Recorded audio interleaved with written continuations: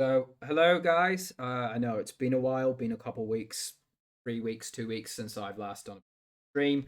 I'm going to get this stream is going to cover a couple of issues, see how it goes. Which one? Let me just here, and I will be going over sort of the big issue that I know a lot of people that are not happy at me at, no, never are, but namely talking about the Russian offensive and what seems to be going wrong with it in general. So, just before I jump into that, we'll just give it because I it has been like 3 weeks, so I'll give an overlay since what has happened since the last stream. I did do another stream, but I didn't. I can't remember. Very bad. Um, in many ways, basically, very little has changed in terms of actual territory. There has been no significant change in territory, which the issues I cover. But the Russians have very much ramped up or attempted to ramp up their striking of Ukrainian infrastructure, rail infrastructure, strategic oil reserves across the country. But in general, the big story has largely been around the Donbass. It has and hasn't happened. That's mostly been there's been changes in territory. But before we delve right into that, um, there's been some various skirmishes across the Kherson front. In this sort of area here, every now and again, a town will change hands, change back. This front still seems to be largely static, apart from various skirmishes. Um, the only other real area where there's been a lot of action in Kharkiv area, where the Russians have been progressively losing territory. I think there's a number of reasons behind that. Some of them coordinated, some of them not. But in general, the Ukrainians seem to have taken numbers of villages back a couple weeks ago, or a week and a half ago. They've liberated, retaken this suburb of Kharkiv, and they've also significantly expanded this little salient here in front up against Severodonetsk reservoir. And Russians don't seem empty defensive action.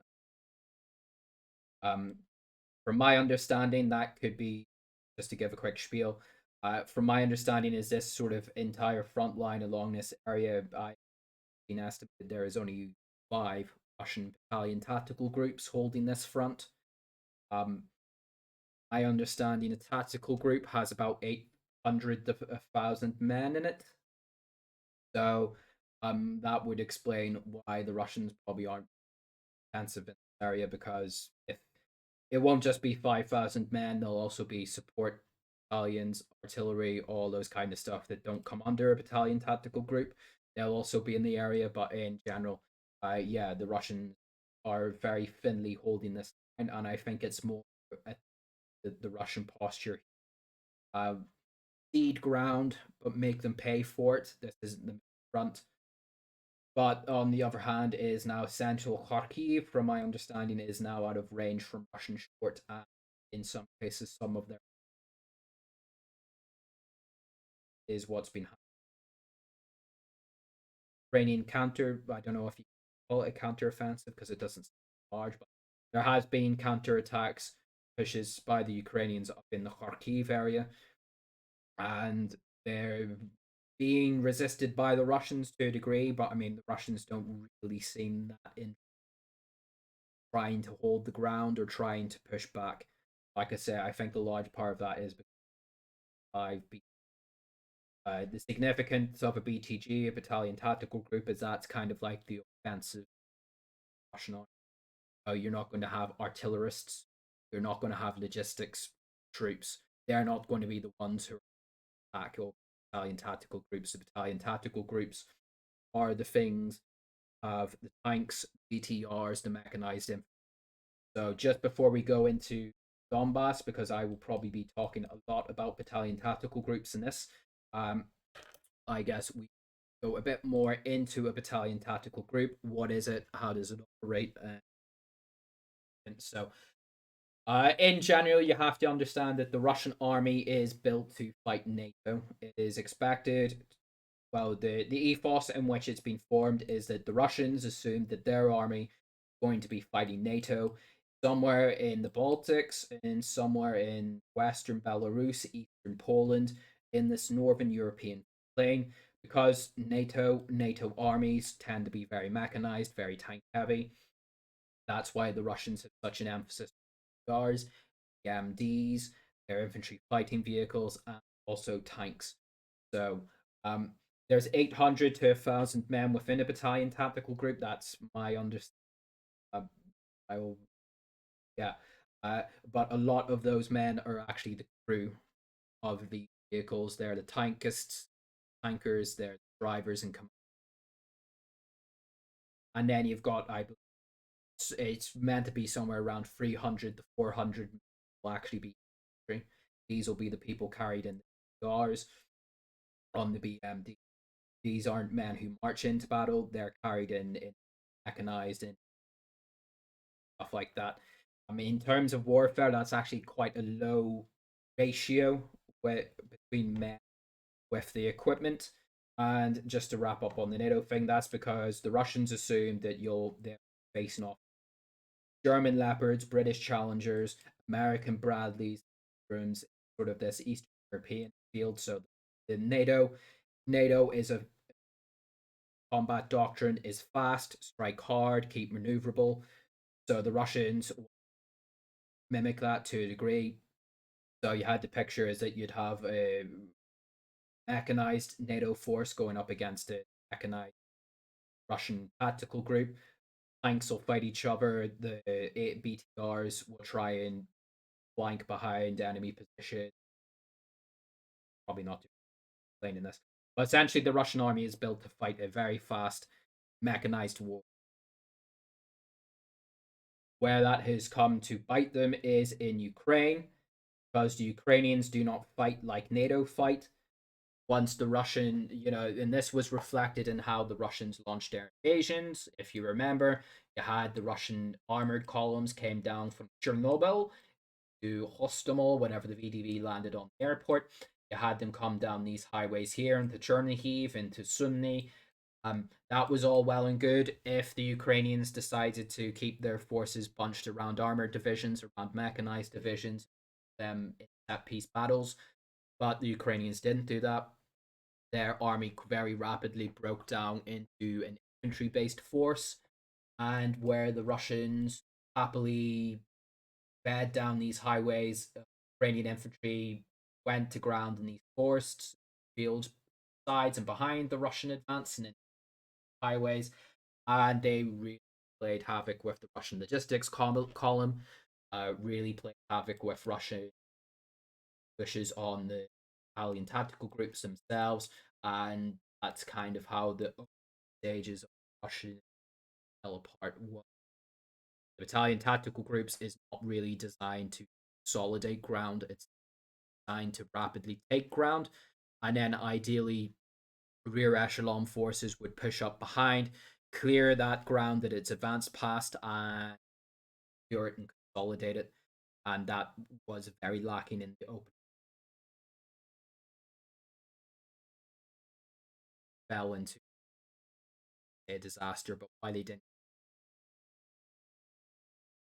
So before we go actually to what's happening in the Donbass and the significance of that, there was a video that came out today that I think was quite it's sort of what it shows how these units operate from an infantry standpoint. So if I can just find the specific video and I'll play it for you and go over of what we are watching.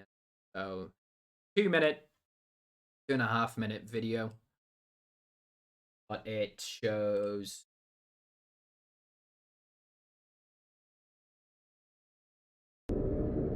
So this is the camera footage from a Russian infantry soldier. I think they might actually be Wagner Group or maybe Spetsnaz, and I'll go over why I think. But essentially, it is he's got a GoPro or something on his bandolier, and it shows us what. So play it for you again. Друзей, Кайман, Яры, жди друзей. So this is him dismounting from a BTR. This is, like I'm saying, this is how the battalion tactical groups, infantry is part of them. They travel on BMDs, especially if they're VDV, or they travel in BTRs. These are armored personnel carriers, fighting vehicles. So here they've come into some kind of contact. I believe it's around about 6 men, or 6 or 8. I think it's 6. A BTR can generally carry about 6 infantry that can be dismounted whenever they come into contact, or that's what we're watching.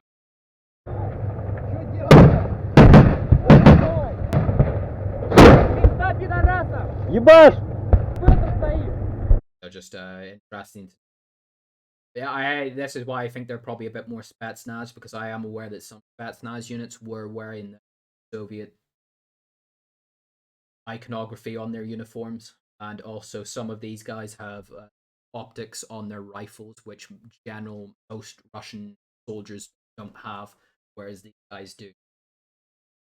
So Wagner, but I think they're Spetsnaz. But also, no, tank here, 2 BTRs, so this is sort of typical battalion tactical group. You've got the tanks that will go forward. Once they encounter enemy action, they'll start to engage.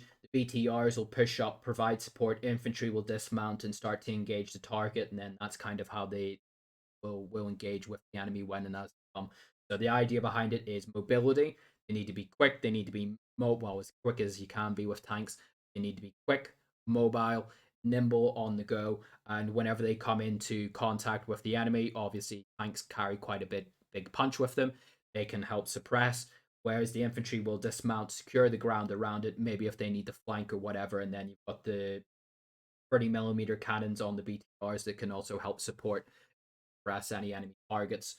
And the doctrine behind it is if this formation can't immediately destroy the enemy target, then another battalion tactical group could look into trying to flank the enemy target, or just rear echelon forces will push up, and then just essentially the pressure and the fire on that enemy strong point will just up until it can be overwhelmed.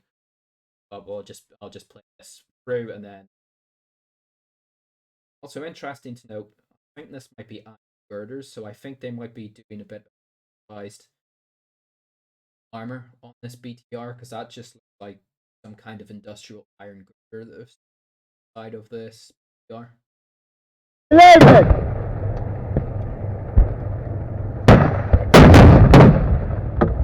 Рысь на приеме! I don't want to say he is wearing a MAGA hat, but the fact he's wearing a red hat is like, that is it got a hammer and sickle on it, or is it? Да вот сверху уже нет, все ваши!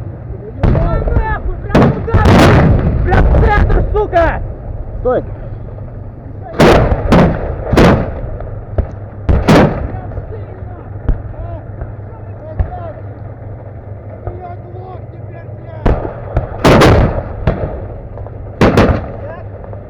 Есть! Я еще раз хочу!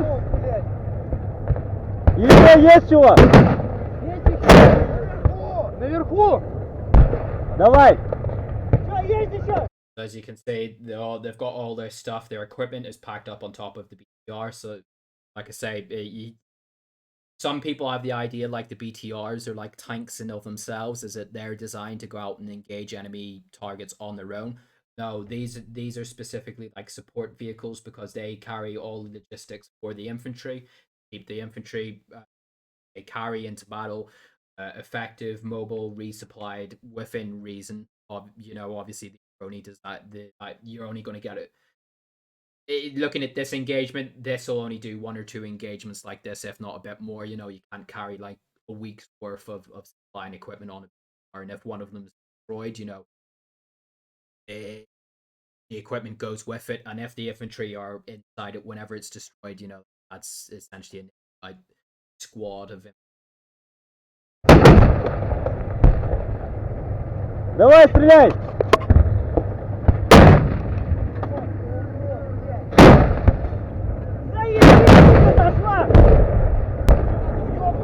Прикрой чуть-чуть, протяни, чтобы залезли! Да, чуть-чуть протяни! So just looking at the terrain here, I think this might be somewhere to the south of Izium. Держу, пошел! Пошел, давай! See, he's got a bit of an optic on his rifle, so that's why I think that's nice.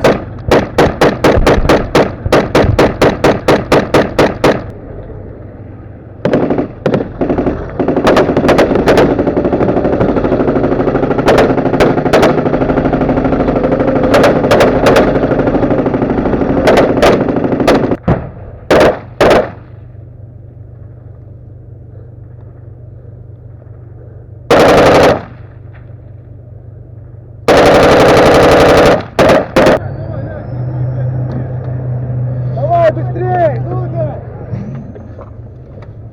Пиздец, ебать!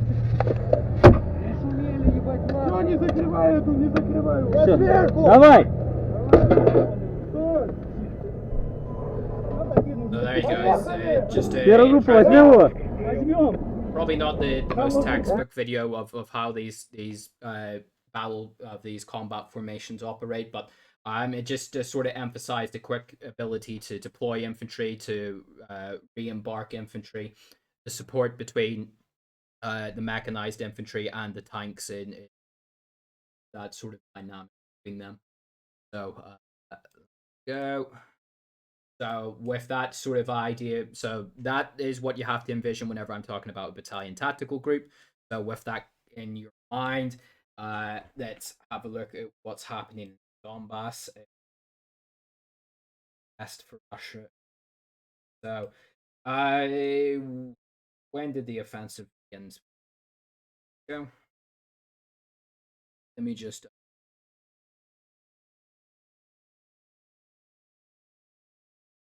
I'm. No.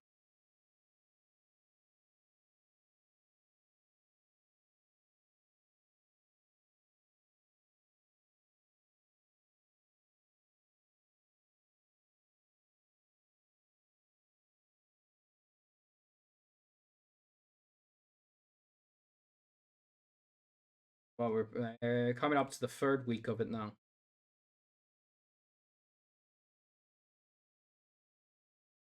Yeah, so we're about 3 weeks into the Russian offensive, the big Donbass offensive, and just to give you my quick take is I don't think I've been quite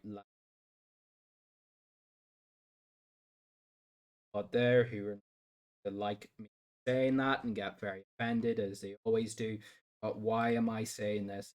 We are 3 weeks into this since the offensive began, and the Russians really haven't taken much ground. Progress seems to be very slow. Grinding, it's slow. Yes, they are inflicting heavy casualties on the Ukrainians in terms of equipment, but in terms of actual ground taken, it is faster. So where have the Russians taken ground? Well, this was I was posting about it whenever it happened, but this sort of area around Novosilka, I thought that this was going to be part of Southern Thrust, and for about 2 weeks now, it is Russians haven't advanced. People, I think it might have been the last stream which I didn't uploading, but I was talking about like within a day or two after that is the Russians could have taken this road and it would cut off Ukrainian supply lines, but they for whatever reason they haven't advanced any further. The Russians recently fully took Popsana. The Ukrainians withdrew from the town, so this has been a battle that's been going on since day one of the war. And yeah, it's good for the Russians to have taken it finally. They took a lot of well, it was more the Lugansk that did the fighting than the Russians. Russians are a recent addition to it, but yeah, this has been a long running grinding battle around Popsyana. Finally fully been taken because the Ukrainians withdrew and there's been heavy casualties on the side. But it has been so long, the fighting has been going on for so long in this area. You know, I know some people in my channel seem to think Ukrainians are like these subhuman digit people, but Ukrainians are not idiots. They know full well what is going on here. So the fighting has been going on for so long. They might not have done it, but it would be very strange for them not to have. But I would imagine Ukrainians have not erected new defenses in Poptiana. So this big breakthrough in Poptiana, I don't think it's really going to develop in potentially could have. Or I actually did a again. I don't stream. I didn't upload, but had the Russians been able to, once the big offensive began, rapidly break through in this area, yeah, then the Russians could have pushed out and pushed behind Ukrainian defense where towards Bakhmut here. Bakhmut, as you can see, salient is very crucial to the salient because of all these road connections go all the way around the front. But now the Ukrainians have almost certainly turned this city fortress. They've probably lines. So it's not good. I with the caveat, you know, maybe the Ukrainians could prove themselves to be very incompetent as well here and not have done that, but it would be very strange for them not to have. So I'm not expecting that we're down here in Bakhmut. I expect somewhere there's going to be Ukrainian defense. Any advance. Opsiana is down in area forward. In Severodonetsk, if you go back and watch some of my older streams, the Russians, well, it's more the Chechens here, have advanced a bit more in the Rubizhny, but the Ukrainians still hold the city. Parts of this area have slowly been pushed back on for the Ukrainians by the Russians, Chechens, but there still is no Russian breakthrough. Where there has been some significant ground. Oh, pardon me, my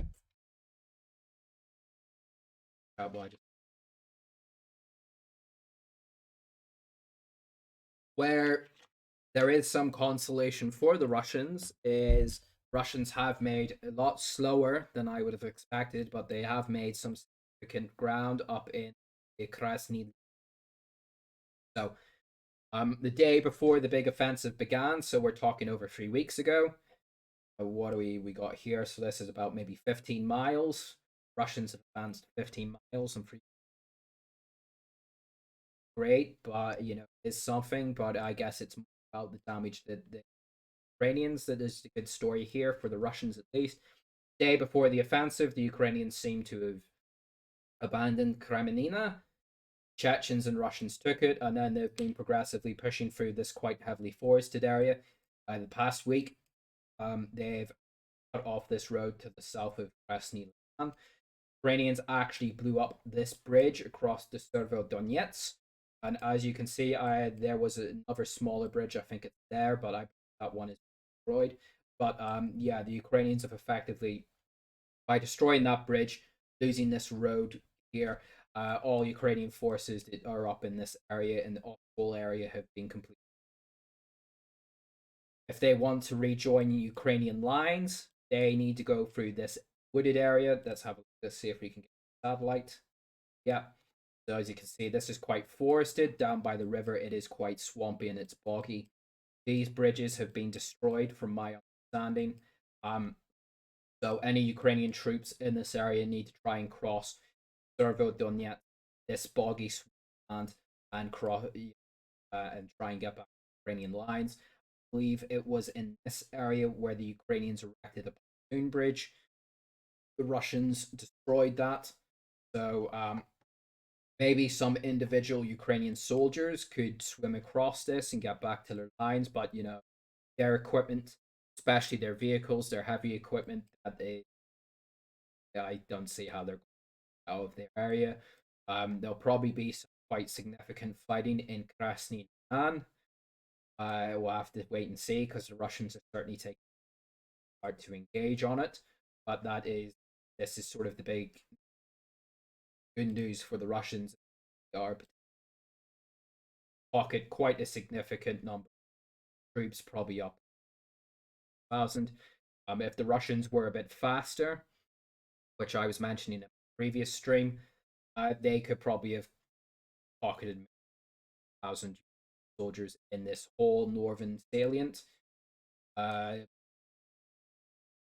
able to achieve that for one thing that really does confuse me is happening in front, which will then, I guess you could call it critique, analysis, whatever you want to take. I'm trying to give you, because people in my chat seem to just think, oh, Michael's rabid Ukrainian. He hates Russia. He's just saying Russia's losing, Russia weak because of this and that, and his bias. No, I'm going to try and give you my thought process is why I disagree with it. I mean, you're welcome to put it in a question. Welcome to ask me on it. But I'm trying to give you my thought process. Izium is very confusing to me. It has been reported, some accuracy, and including by Russian forces, that apparently there is estimated to be 55 battalion tactical groups.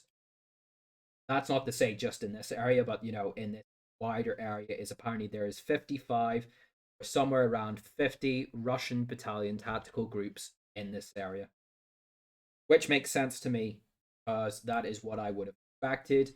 Probably a bit more than I expected, because you've also got on top of that, you've got artillery troops, you've got Russian Rosguardia, who will be during the civilian population, you've got logistics troop, you've got all the rear echelon forces. There is a very significant Russian buildup of troops in this, but they've really done.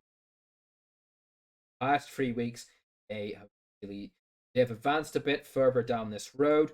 There's been some fighting in the forest area, but this is what I expected. 3 weeks.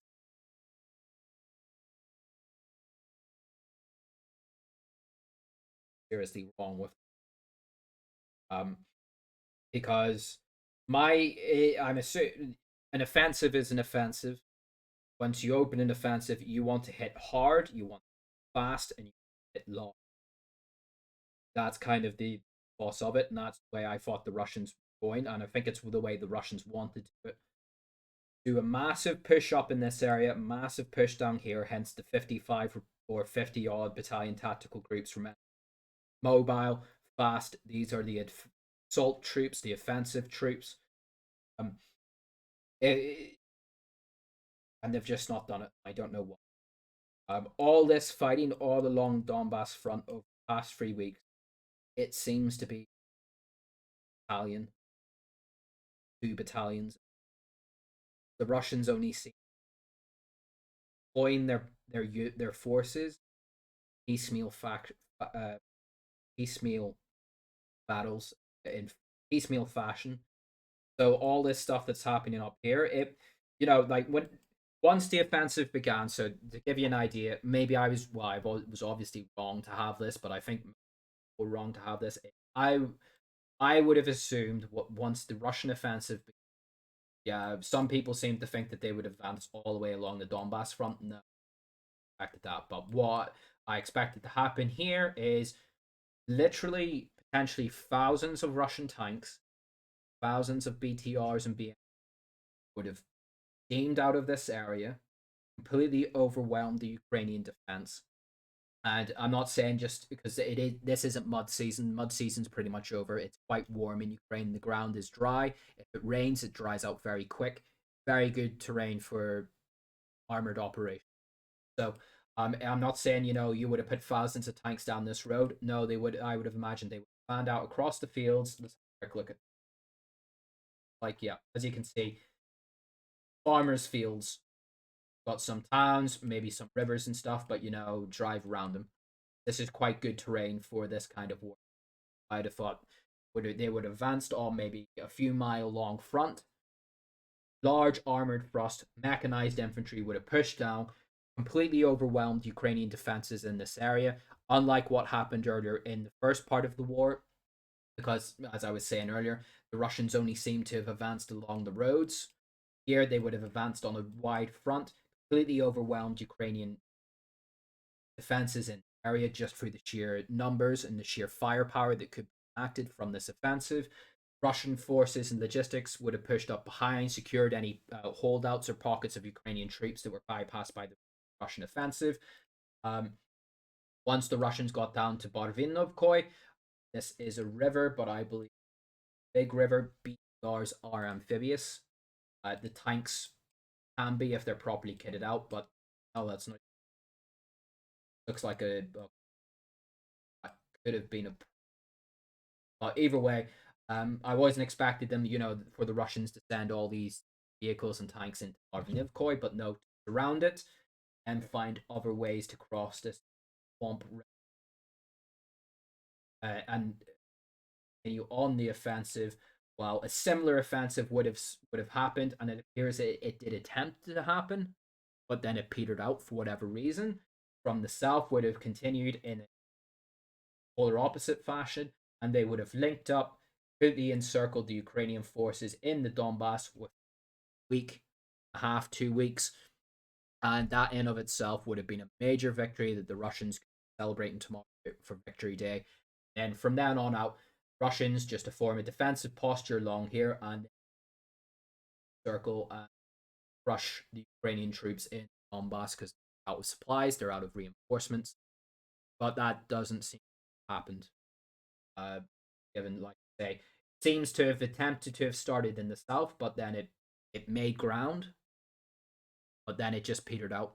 And again, it only seems from what I was able to gather that the battalion, 2 battalions of actually. So then where else were, because I believe there's something like I think there's 40 battalion tactical groups on, reported to be 40 battalion tactical groups on. Where are they? And the past 3 weeks, where are these? What have they been doing the past 3 weeks? That's the point I have. That's what I'm confused by here. Uh, they're capable of taking ground. They did it in the start of the war, and yeah, at the start of the war, it didn't go well, but they really did make significant advances in Ukraine. So it's not like they're incapable, because they did attempt and they did take a bit of ground here, but it happened here. They just don't seem to have attempted it. They've made a bit of an advance down towards Sloviansk along the highway, but that's it. Like this is my thought process, chat. Like people who are like really upset with me in the channel, this is my thought process. There are tens of thousands of Russian soldiers in this area, potentially hundreds of well, there is at least 100,000 on this northern flank all the way along here.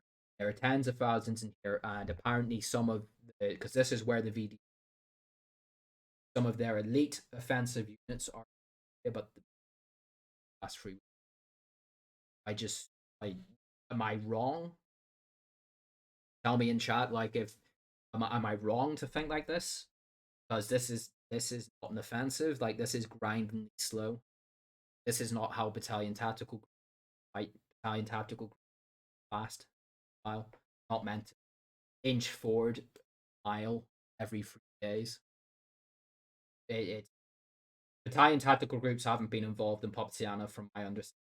One thing, but they are deployed where you would expect them to be deployed to make quite rapid advances gains.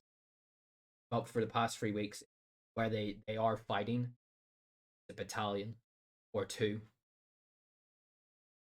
it's not a massive offensive,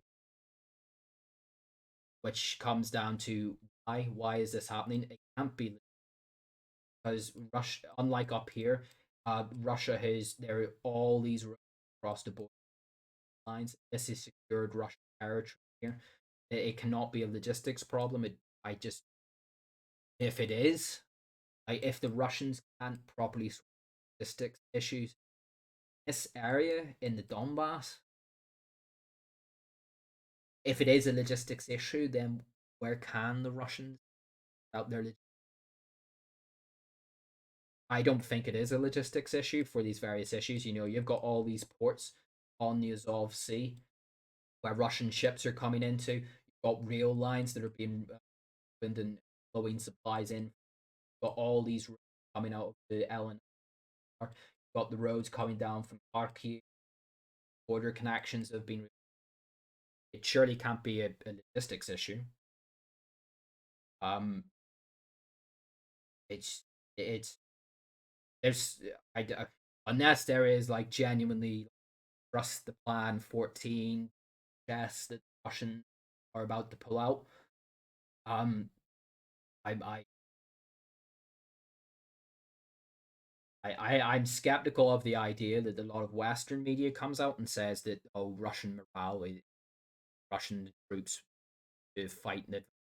I'm very skeptical of that idea because Russian troops, where they do fight quite well, and they are not, Russian troops are not Iraqi soldiers in 2003. These are contract troops. These are British soldiers. Many of them will have fought in Syria. Yeah, they might be a bit demoralized from the ages of the war, but these are not the men who are like going to tell their advance. So it's not a morale issue. Is it an organizational issue? Is it just the commanders can't organize themselves to it? Which might be an issue because, from my understanding, Valery Gerasimov, who is Russian chief of staff and who should really never leave Moscow, he actually flew into his couple weeks back. Uh, Ukrainians put out a story saying that which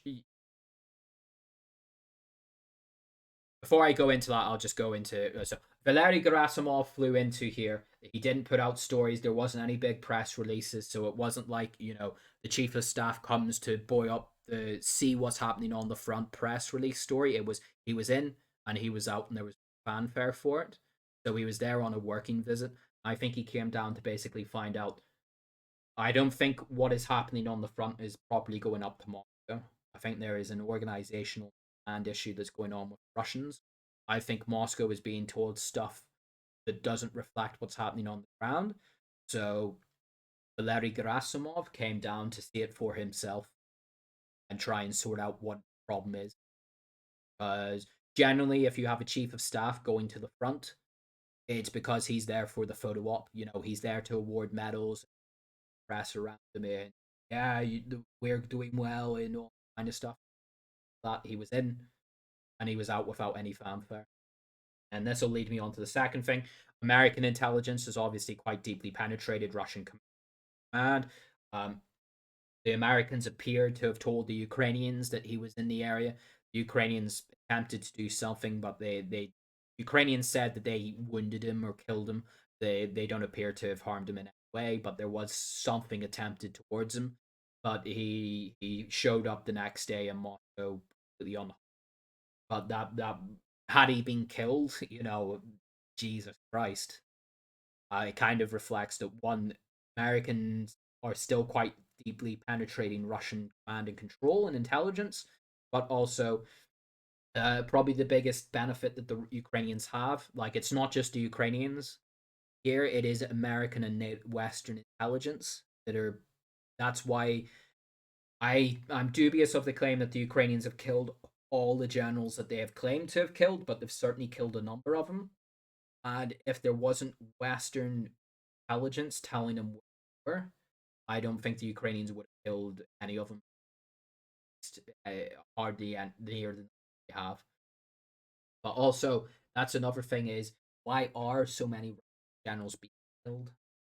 I think it's probably around 8. I don't believe it's like the 15 Ukrainians are claiming. But why are so many Russian generals? Well, obviously that means front. Why are these front? The officers leading the front should be captains, lieutenant colonels, and colonels.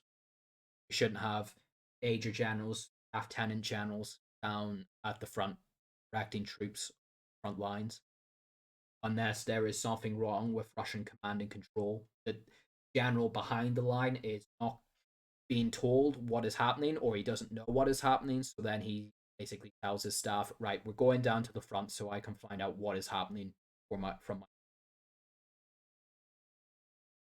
um there does seem to be some problem with Russian command. I going by the generals that seem to be killed, by the fact that Gerasimov had to come down and have a look. It's I don't know what it is. I'm not in the Russian army. I can't use our word because it's YouTube, but I'm a special person on looking at videos and stuff, so I can't tell you what's wrong with Russian command, but there's a problem with, and I don't know if that's the big thing that is kind of what's petering out this offensive, but it certainly seems to be one of the biggest. Like I say, 3 weeks, 3 weeks saved. And it's not just the case, oh well, wars take long enough. Ukraine is not staying static. The Ukrainians are not just saying, oh well, we'll just keep our troops in the where they are. Ukraine is pouring men equipment. That the longer it goes on, the more Ukrainian men builds up in the air, so the harder the fight potential. That's why speed, shock are kind of the essence of offensive. So it's taken literally 3 months for the Russians to finally take Potsdam. As I was at the Ukrainians, time have probably put around there. Yeah, the Ukrainians have probably long since probably developed this, especially, but they've probably long since. And this is, I say, it's just bizarre. To me, it just seems like this is Russia once again, be it incompetence, or is it just the Russians can't do it? But it just seems that the Russians are losing as they lost it in the north of the country. They seemed, because this was an undefended front. The war in the Donbass did not stretch this way. There were no real Ukrainian defense. Well, for the past 3 weeks, you can be bet. You would imagine, maybe the Ukrainians are as competent as well, but you would strong defensive. So where this would have once been the soft underbelly of the Donbass front, now any potential future Russian area, if it ever does materialize, is it uh, again, if the Ukrainians are incompetent and haven't done it, but if they have, is now the Russians are going to have a lot harder fight breakthrough. And same up here. This is why time is of the essence in war kind of battles. The longer the Russians prevaricate, if they can do it or if they can't, whatever, the longer the Russians take to meaningfully achieve a breakthrough gives the Ukrainians more time to dig in, more time to bring in reinforcements, more time to bring in more equipment. And which then leads me into the wider point. Russia has the advantage. Is it still a dominant advantage? I don't know. But going forward in the medium term, the short term is gone and the Russians squandered the short term. Now the medium term of this, the Russians still have an advantage, equipment and men going forward. But I know this caused a lot of consternation in chat. Ukraine is getting stronger, and arguably Russia is getting weaker. Why am I saying that, and what does that mean? That isn't me just taking the Soros money and Zelensky shilling. No, it's because every other day, United States or a new NATO country announces a new aid package to Ukraine. Going to be more missiles, more javelins, more money, more body armor, more night vision goggles, more drones, more artillery. Going to be new tanks, be they come from Poland, Slovakia, or elsewhere. Going to be German mortars. Literally every other day, especially on a weekly basis, the United States seems to announce a multi-billion-dollar package to Ukraine. Every other day, a new country in NATO announces, and the Russians obviously tried to counteract that by hitting Ukrainian rail infrastructure. And a lot of people in my channel do point this out, and it is a valid point to make. But again, like in the Donbass, is Ukraine does not stay static. It's not the case that okay, these 200 Polish tanks crossed the Polish border.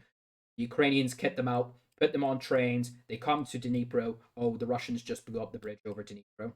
It's not, the Ukrainians are not just going to go, oh, bridge has just been destroyed, fellas. Can't get this into the fight. We'll just sit here and wait. No, I mean, tanks are obviously a bit harder to move, but lighter equipment, fire, anti-tank missiles, stuff like that. All that is pouring into Ukraine. The Ukrainians are working around this. They will find other ways to do it. The Russians can counteract those ways. Yeah, I'm not saying they can't, but this stuff will get through, and it is getting through. The American artillery guns, the artillery howitzers that were announced a week and a half ago, they are already starting to pop up in the Donbass. There's footage that came out today of Ukrainian soldiers driving about with Russian American field artillery. I haven't seen any evidence that these Polish T-72s have started to appear, but the American artillery alone, British Brimstone and Starstreak missiles have been employed, are getting through to the Donbass. So that's the trying to make. The Russians can kill as many Ukrainians as they want. If they're not killing the regular, properly trained Ukrainian army, then it's not really going to do them good, because Ukraine is coming. Ukraine is fully mobilized. There is full mobilization in Ukraine. There are tens, hundreds of thousands of Ukrainian civilians who are being trained at the moment, have been for the past 1.5, 2 months on how to fight. Are these people going to be capable of going toe to toe up against a Russian contract soldier? No. But there will be a lot more of them than there will be Russian contract soldiers. So once those people start to filter through into the battlefield, quantity is a quality of their own. And the mobilized troops, they can free up the regular Ukrainian soldiers, the regular Ukrainian army. It will be the regular Ukrainian army are the ones who are being trained in equipment. So yeah, the Russians can kill 10,000 mobilized Ukrainian soldiers. Well, ultimately, yeah, it's a nice big death toll, but unless they're killing regular, trained, specialized Ukrainian regular troops, you know how to properly use javelin, how to properly use the Star Streak, how to properly are properly trained on how to use artillery battery, then you're just killing essentially cannon fodder. That's what you have to view Ukrainians as, cannon fodder. They're there to jam up the guns of Russians, keep the Russians occupied while the specialized regular Ukrainian soldiers go on and damage to the Russians. So that's how Ukraine is conceivably getting stronger. I know that's very contentious in the channel, but that's my thought process behind saying that.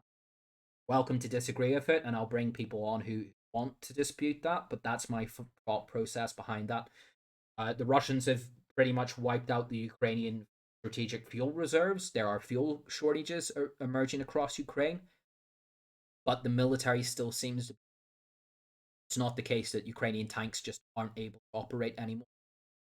And even then, arguably, Ukrainian tanks aren't the issue. It's Ukrainian infantry who are advanced weapons. They're the ones who are damaged. It's not Ukrainian T-64s, Ukrainian T-72 wanting Russian attacks. Ukrainian infantry with Javelin, with Endlaw, with Starstreak, Stugna, all these advanced weapon systems. So I actually think the heavy equipment, the tanks that are being sent to Ukraine, I think they'll probably end up being more harm than they will be good, because the Ukrainians have adapted to a more infantry based form of warfare. That's what they're using to counteract the Russians, their tanks and columns. So that is my thought process behind why I'm saying what's happening with Ukraine. Why I think Ukraine over time will continue to get stronger. A counteract to that is ultimately that Western NATO support. It the Russians constantly put down red lines and say you need to stop doing it, stop doing it. They never really on it. They bomb the rail yards, but I have yet to see any actual proper significant evidence of Russians bombing significant stocks of this NATO equipment before it gets in the fight. And every time Moscow puts down a new red line and says you need to stop this, NATO just seems to up the ante. So at the start of the war, it was NATO was sending javelins and tank missiles to Ukraine, and Moscow put down a red line and said, "No, stop this." Yeah, they bombed some places in Lvov, but in general, NATO upped the ante. NATO then said, "We're going to start sending SAM pads to Ukraine." Russia again. You keep doing this, you will find out to your cost what will happen. Okay, then the Russians tried to bomb some rail yards and some stuff here and there, but then NATO upped the ante again. Okay, we're going to send German Leopards. We're going to send Slovakian S-300s to Ukraine. Then the Russians really tried to start bombing the rail infrastructure, which is sensible for them to do. I'm not saying it's completely irrelevant for the Russians to do this. I mean, this is something I think they probably should have done on day one. But uh, NATO then decides, okay, we're going to send 200 tanks to Czech Republic. And the point I'm trying to make for saying this is that what the Russians seem to be doing is they seem to be trying to destroy the infrastructure of these weapons once they get into Ukraine from getting into the fight. I don't know if it's because the Russians are intentionally holding back, or if the Russians don't seem to be actually destroying this equipment once it crosses the border, once it's in its stockpile. What the Russians seem to be doing is just trying to prevent it from getting to the fight and sending that warning to.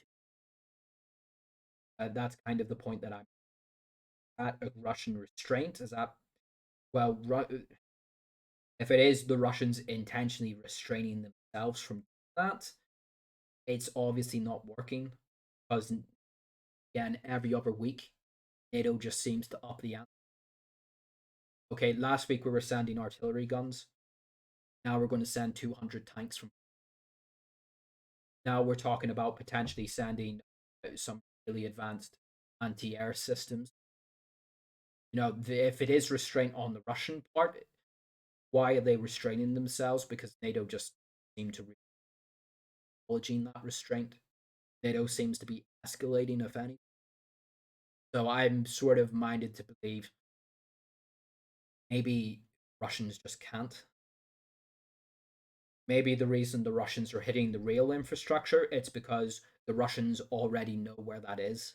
They don't need drones, they don't need the satellites in the area to spot this stuff. You can't pick up an electric substation for the electric railways. Doesn't move. Okay, it's fixed in placement. So I think that's why the Russians are hitting. Russians have hit some warehouses, and I would not expect the Ukrainians to announce, oh, the Russians blew up the warehouse with all our fancy kit into it. But it's been a couple of instances where they've hit warehouses. It's not a mass bombardment of warehouses. There's Russians are really hitting equipment before it gets to the front. It's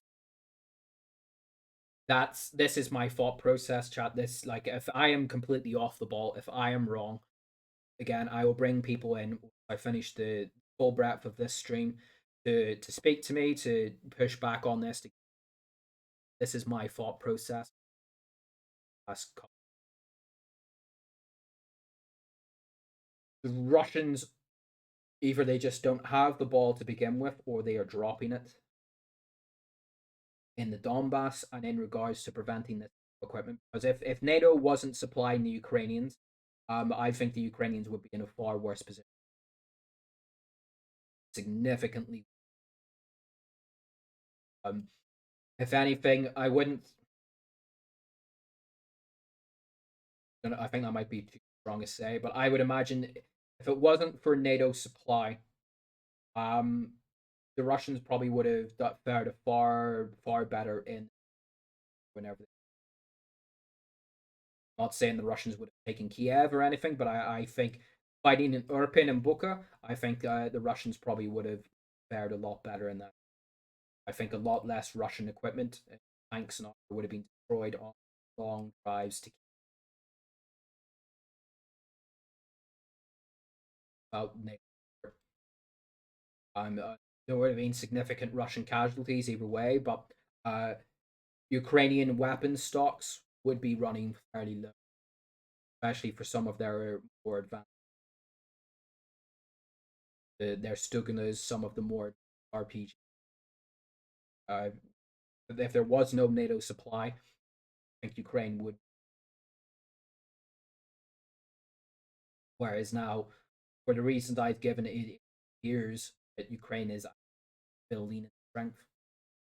Well, then, the other thing, the main thing that will stop this NATO supply effort, from what I can see, willingness of Western. That'll take at least months. I think that is only really going to apply to some of these.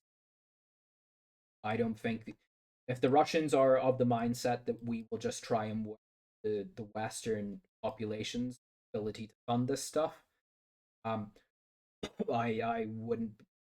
That's very feasible. The United States is going. The United States doesn't care how much it runs an economy based off complete vaporware. Anytime the debt ceiling hits a new level, they just raise the ceiling. Whenever Biden wants to up military aid to Ukraine, Congress passes it. So the United States is by far the largest NATO supplier to Ukraine. So the United States is probably going to be there at the end. This, however, it ends. Canada, not too sure about, but um, maybe in a year, if the economic conditions in Europe get so bad, maybe then you'll start to see countries like Germany, maybe Belgium, maybe some of these Eastern European nations, maybe that's whenever they'll start to say, okay, look, we just can't afford to sustain this anymore. We did our bit, but we are now we're inflation, economic problems, just can't sustain it. So yeah, we'll leave the buck up to you. I mean, British don't seem to be of that mindset. If anything, the British seem to be or to train every other week. French, to be fair to the French, they haven't really given a lot, but they have given some stuff. But under Emmanuel Macron, they're getting a bit more boisterous. So the French are really going to grow tired of this. Germans, in many ways, is supporting Ukraine is sort of the new way for Germany to assuage its historical guilt.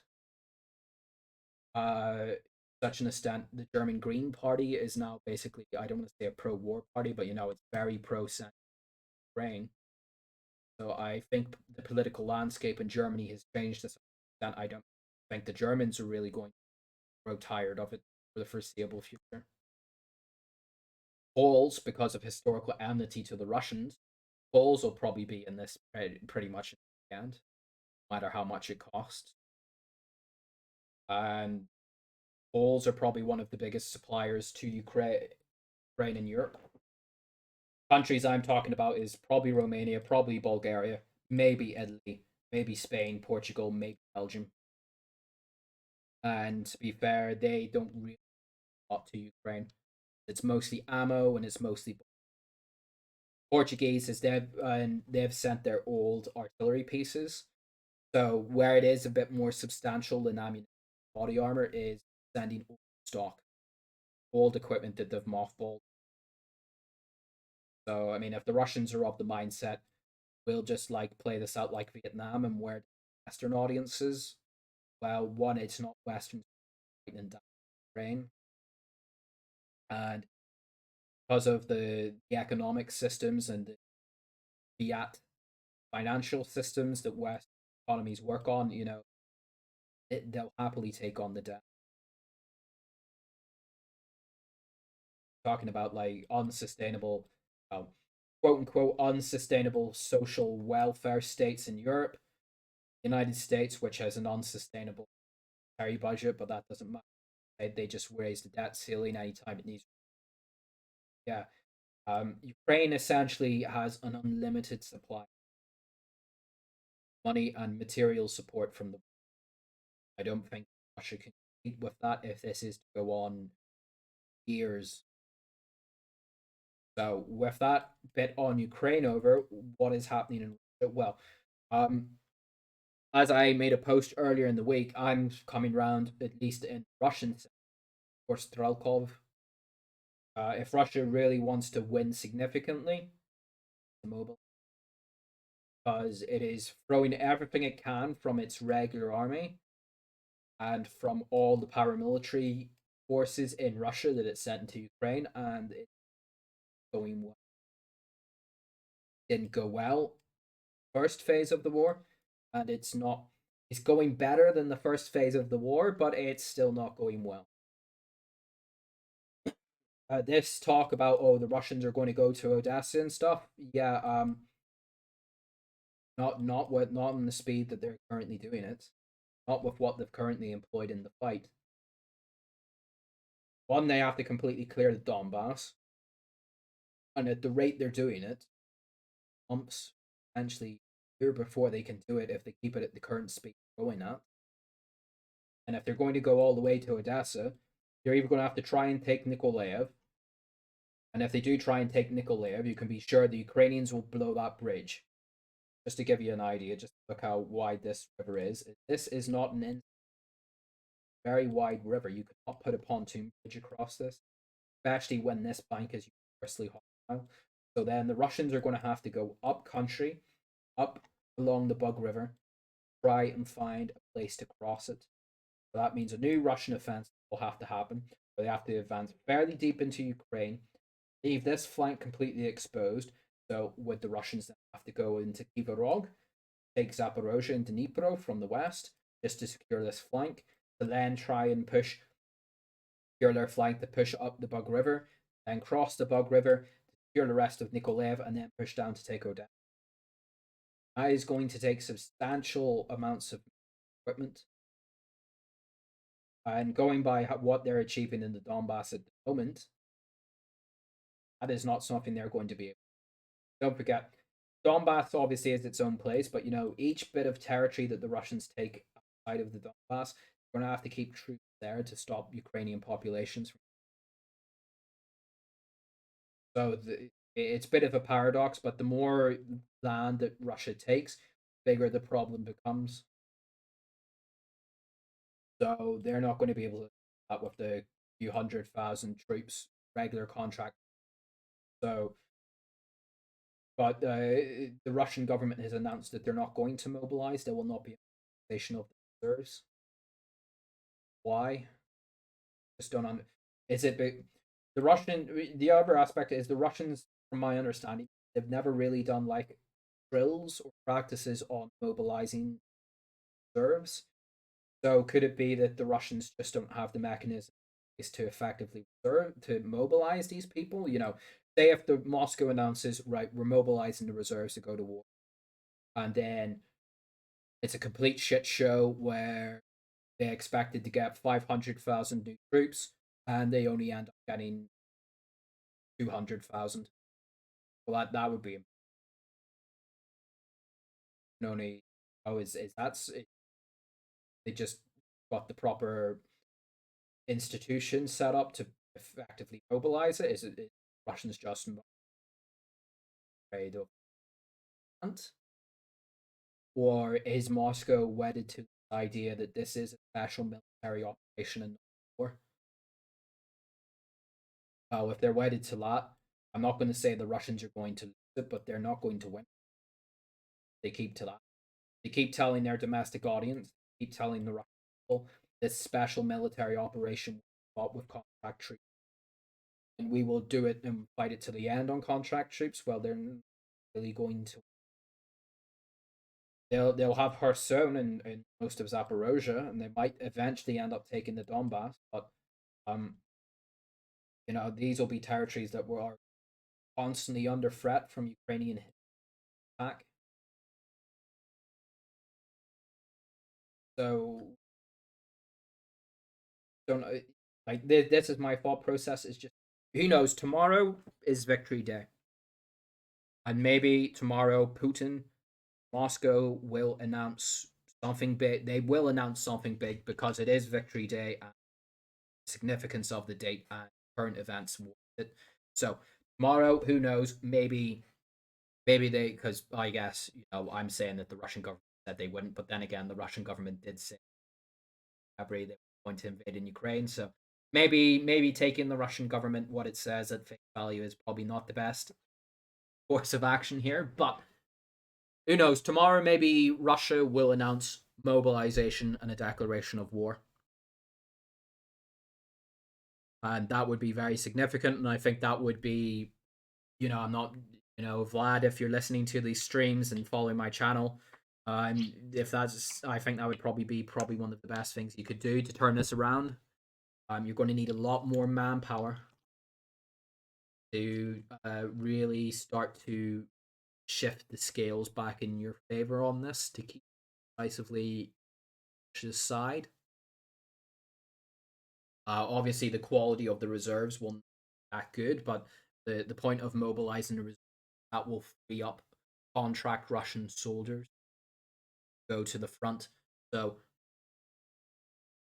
all these Russian troops up along the Baltic borders, along the Finnish borders, could swap them out with reserves. Those trained Russian troops can now be redeployed Donbass, along with the sizable Russian military forces that are deployed along the Etherium border, Sakhalin and Kuril Islands, and just in general, just where Russia has troops and needs troops just for border defense and national security. Uh, Mobilizing the reserves will free those up to be employed in Ukraine. So, also, there is going to be a very substantial economic hit in the long run with Russia.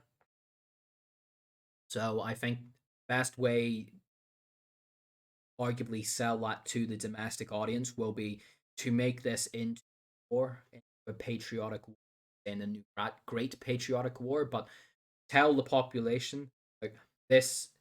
The Russians seem to have certainly, after the torture videos of Russian soldiers, the Russian population certainly seems a lot more pro war, a lot more supportive of military action. So I think it would be conceivable for Moscow to tell them this is a war of essentially national importance to us, to the Russian nation. We'll have to pull together to win. So there is going to be hard times ahead economically, but just know that you will. I don't want to say you will suffer, but those that will be in service of the patriotic good. The people who are currently in Ukraine, they're fighting for the survival of the nation state. This special operation, this special military operation is not a special military operation. It is a war we need to fight and we need to win. I'm going to lay the cards on the table. Ask the audience, this is what's happening, and we need extra effort to win. And there's this idea that the Russians are going to try and, Moscow rather than the Russians was going to try and fight or somehow win it. It's going at the mobilization whatsoever.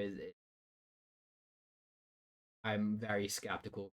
So far, the results of it are very good. So, like I say, once this offensive began, I think you can go back and watch stream I did with Felix on the offensive. I think I was talking about, yeah, like this should be the big decisive offensive that was done what 3 weeks ago. Yeah, like I was expecting thousands of Russian tanks and BTRs, mechanized infantry, sweeping out onto the open place, completely enveloping the Ukrainian defenses, and acting this wide circlement and steady suffocation of the Ukrainian army, half of the Ukrainian army. And that would have been a decisive victory. Russia wanted to try and call the war there. Well, Russia is standing on a very strong point because it's just wiped out essentially 40% of the Ukrainian army. Or if Russia wanted to carry on conducting military operations, as I pointed out in previous streams, Kharkiv, Poltava, Dnipro, Zaporozhye, the options open up a lot more. And also, you've won your symbolic victories for Donetsk and Luhansk in achieving their territorial claims. But we're 3 weeks down the line. But in another 3 weeks, in another 3 weeks, we're going to be in June, basically. Where will at this rate? Where will this be in 3 weeks? Kind of scary how fast time is going. But in two months ago, it was just the end of February, snow on the ground. A thing, time in warfare is very key. So you'll be into midsummer then. The Russians still haven't picked up the pace. Another month down the line, July, August. Once you go into September, towards the end of September, October, if the Russians are still bogged down, you then go into mud season. And then everything will see, that's autumn mud season. Everything will seize up. Then you'll go into the winter and everything will freeze. Yeah, tanks will be able to move a bit easier on frozen ground, but as we've seen in the opening stages of the invasion, it's not out of the realms of possibility. Russians will and did freeze death in some cases. The opening invasion. Time is of the essence when it comes in combat operations, strategic offensives, and stuff like that. Like I say, that's kind of my thought process. What we've seen the last 3 weeks. Yeah, the Russians are inflicting, and I think they probably still are killing more Ukrainians than Ukrainians were killing them. But the Russians are taking this. This is why I keep posting stuff from that weapon tracker channel, and I've made a note of doing that because a lot of that just seems to be static. Very occasionally, there'll be reports of a Russian attack where tank BTR was destroyed, but a lot of it seems to be drone footage of Ukrainian artillery hitting Russian artillery batteries, Russian logistics, or Russian troops resting or whatever in forests. It's not Russian, a mass Russian attack destroyed during the attack. Which brings me back to the earlier point: is even whenever it is an attack, it's a couple of BTRs in the. That's what. That's why what puzzles me is where Russia does attack it seems to be just a battalion or two. In some cases, it's a couple of. I just why, what is going on?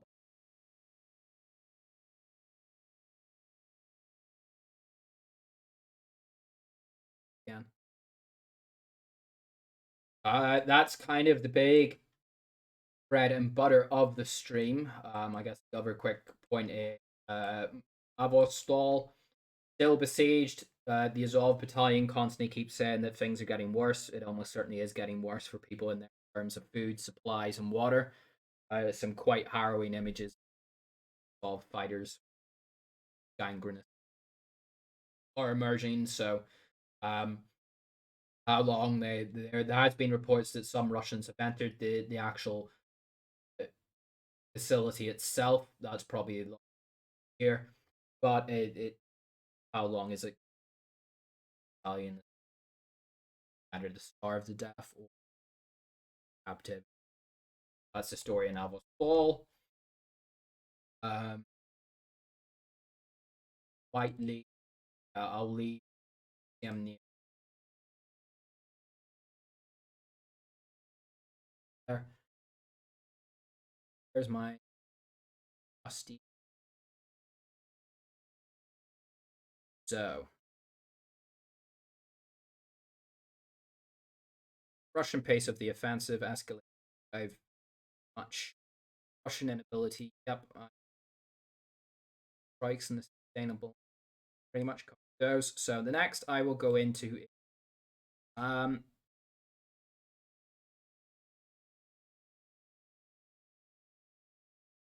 tempted to go into the meaning of Soviet symbology. That was a big a week or so ago in the channel. People were a bit confused.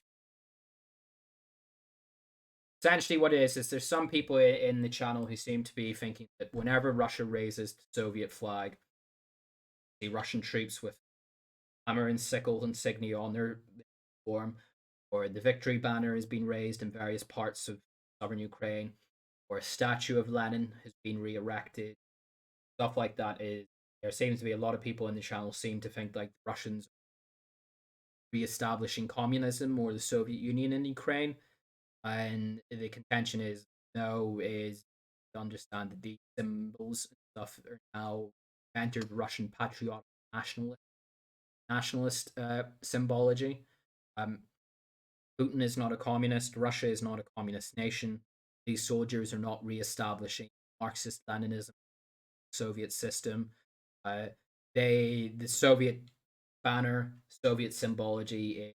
They look at that as that's Russia being the largest part of the Soviet Union and most being ethnically Russian. That was Russia at its peak. This was great Russia, Russia. Look at what was achieved under the Soviet Union. We were friends with all these nations. All these nations lived under peace with Russia. Sent men to space. We were a global superpower. And now look at us now. There is poverty in Russia. We are now at war with our neighbors. So you have to view Soviet symbology. That's one aspect of it. It goes a lot deeper, and I'll do it in its own stream. But just wrap it up. Uh, they use Soviet symbology as like this is a symbol of a greater time. It's not because we are Marxist Leninists and we are going to reestablish the Soviet system. It's because under the USSR, that's when things were better and men into space. We're friends. Ukraine, Russia were friends, part of the same union. Belarus, Ukraine, Russia, Kazakhstan, Uzbekistan, the Baltics. We were a great nation that did great things. They achieved progress for humanity. Whereas now we are disparate, wobbling, and we have slid backwards. That's the kind of symbology behind it. We are here to reestablish Ukrainian Soviets, because you have to understand. Obviously, things have changed in Ukraine, but certainly in Russia, Belarus, and until probably 2014 at the very recently, is most people who actually lived under the Soviet Union and have memories of it, is they have quite fond memories of it. Uh, Not because they are communists, not because they are paid up Marxist Leninists, but because life was genuinely better for them in most cases.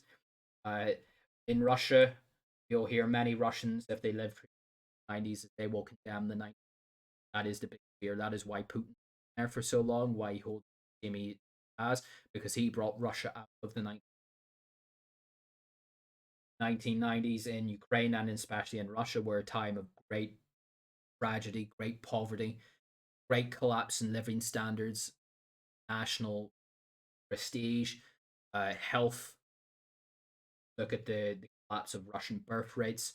Look at the collapse, not just Russian, you could probably look at this for pretty much post Soviet republics, but especially Belarus, Ukraine, and Russia being.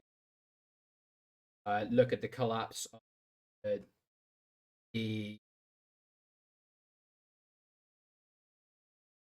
average age of death for men, for women. You know, essentially they view it before 1989. Well, probably not before the real collapse started to set in the late 80s. From about the 1987 and before, most people in the USSR were fairly well fed. They had a job for life that they could depend on. They had a very good communal living. They had health care on demand. Might not have been world leading, but they could go to a hospital and generally be seen. Uh, they could be assured that their kids would get a fairly good education and that they could potentially get a job with the party or in some industry and advance their career. Uh, they didn't need to worry about being kicked out of their house or becoming homeless generally. Drugs weren't really much of a problem. Criminality wasn't really violent. Criminality was a problem. Then the 1990s come, all that their collapse of their fraternal friendship with Belarus, with Ukraine, with all the post republics, their living standards completely collapse. Instead of working at the local state industry for their life in fairly decent conditions, now they have to slave sweatshop hours, very little pay, just rent. And that's the experience of the 1990s violent crime, the collapse in living standards. So that's the most people who lived and have a memory of the USSR. That's their memory of it. That's why they think back to that time. So that's why there's a nostalgia for it. Very few of these people will be like, yeah, we need to bring back the Soviet Union as is. They're not communists. That's the point I'm trying to make. Probably a bit long winded. I'll do a dedicated stream on it at some point. But the point I'm trying to make is whenever you see a Russian soldier erecting the victory banner, Kherson, a Russian soldier with the banner of the USSR on his sleeve, or you see a statue of Lenin being erected, Melitopol, it's not because this is literally communism coming back. It's because no, these have now passed into sort of like this Russian nostalgic, but also namely Russian nationalist patriotic mythology. That's the reality. Um, with that, I call this particular stream. Thanks for